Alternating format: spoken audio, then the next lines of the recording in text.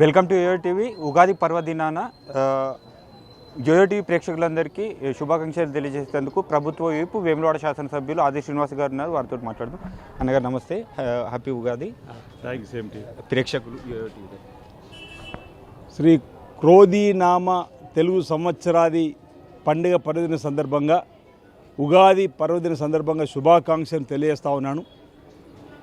రాష్ట్ర ప్రజలకందరికీ కూడా శ్రీ క్రోధీనామ సంవత్సరం అంతా కూడా మంచి జరగాలని, ఎలాంటి ఆటంకాలు ఏ కుటుంబాన్ని రాకూడదని, పేద ప్రజల కొంగు బంగారంగా దక్షిణ కాశీగా వెలిసిన శ్రీ రాజరాజస్వామి ఆలయంలో మేమంతా కూడా ప్రార్థన జరిపి శ్రీ రాజరాజేశ్వరి అమ్మవారు శ్రీ రాజస్వామిని దర్శించుకొని ఈ సంవత్సరం అంతా అందరికీ మంచి జరగాలని, వారి ఆశీస్సులు అందరికీ అందాలని చెప్పని ప్రార్థిస్తూ లోక కళ్యాణం జరగాలని కోరుతూ సకాలంలో చక్కటి వర్షాలు బ్రహ్మాండంగా పడి పాడి పంటలు బ్రహ్మాండంగా పండి రైతు వర్గంతో పాటు అన్ని వర్గాల ప్రజలు సుఖమయ జీవితంతో ఆనందమయ జీవితంతో ఆయురారోగ్యాలతోటి అశ్వతో ముందుకు సాగాలని చెప్పని మరి ఈ సందర్భంగా ప్రార్థన చేయడం జరిగిందన్న మాట చెప్తూ ఉగాది పండుగ పర్వదిన సందర్భంగా పచ్చడిని కూడా పంపిణీ చేసుకునే కార్యక్రమం, పచ్చడిని తీసుకునే కార్యక్రమం గత సంవత్సర తీపి చేదు జ్ఞాపకాన్ని వదిలేస్తూ ఈ తెలుగు నూతన సంవత్సరాలు అడుగుపెడుతున్న సందర్భంలో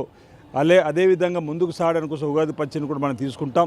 తీపి చేదు వగరు కలుపుకొని మనం ఏదైతే తీసుకుంటున్నామో ఉగాది పచ్చడి ఈ సంవత్సరం కూడా అలాంటి ఏది వచ్చినప్పుడు కూడా ఆ విధంగా మరి ధైర్యంగా ముందుకు సాగే విధంగా ఉండడానికి కోసం ఒక నానుడిగా ఈరోజు అదేవిధంగా ఆరోగ్యంగా ఉండడానికి కోసం కూడా ఉగాది పచ్చడి ఉపయోగపడుతున్నటువంటి సాంప్రదాయ పద్ధతుల్లో తీసుకొని ముందుకు పోతున్నటువంటి సందర్భంగా ఉగాది పచ్చడి కార్యక్రమాలు కూడా ఘనంగా జరుగుతూ ఉన్నాయి.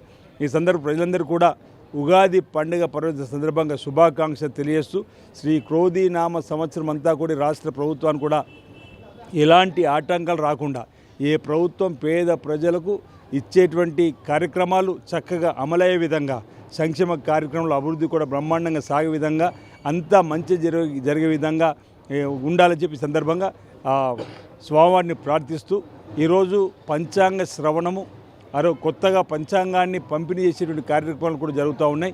ఈ సంవత్సరంలో శుభకార్యాలకు సంబంధించిన అంశం కానీ పండుగలకు సంబంధించినటువంటి అంశాలను కానీ చెప్పేటువంటి కార్యక్రమం ప్రతి గ్రామంలో ఒక పండుగ వాతావరణం నెలకొల్పుకొని ప్రతి ఒక్కరు కూడా తమ జాతకాలను చూసుకునేటువంటి విధంగా రాబో రోజులు ఏ విధంగా ముందుకు సాగాలనే ఆలోచన ఉగాది కొత్త సంవత్సరం చేసుకునేటువంటిది ఆనవాయితీగా వస్తుంది. కాబట్టి మరి అది సందర్భంగా ఉగాది పండుగ పర్వదిన సందర్భంగా ప్రజలందరికీ శుభాకాంక్షలు తెలియజేస్తూ అందరికీ మంచి జరగాలని కోరుతా ఉన్నాను. క్రోధీనామ సంవత్సరంలో ఆలయం ఏ విధంగా అభివృద్ధి చెందుతుంది రాజన్న భక్తులకు తెలియజేయండి. అంటే మేము ఎమ్మెల్యేగా ఎన్నికల్లో గెలుపొందగానే గౌరవ ముఖ్యమంత్రి శ్రీ రేవంత్ రెడ్డి గారితో వీటీడీ సమావేశాన్ని ఏర్పాటు చేయడం జరిగింది. ఇక్కడి నుంచి వెళ్ళిపోయిన ఇక రావనుకున్న 20 కోట్ల రూపాయలను వెంటనే విడుదల చేయడం జరిగింది. ఆ తదుపరి దేవాలయ అభివృద్ధి కోసం వారి దగ్గర ఒక చర్చ జరిగిన క్రమంలో వీటీడీ వైస్ చైర్మన్ జిల్లా కలెక్టర్ గారు పంపించిన ప్రతిపాదనలు కానీ మేము పంపించిన ప్రతిపాదనలు కానీ వారు క్షుణ్ణంగా చూడడం జరిగింది.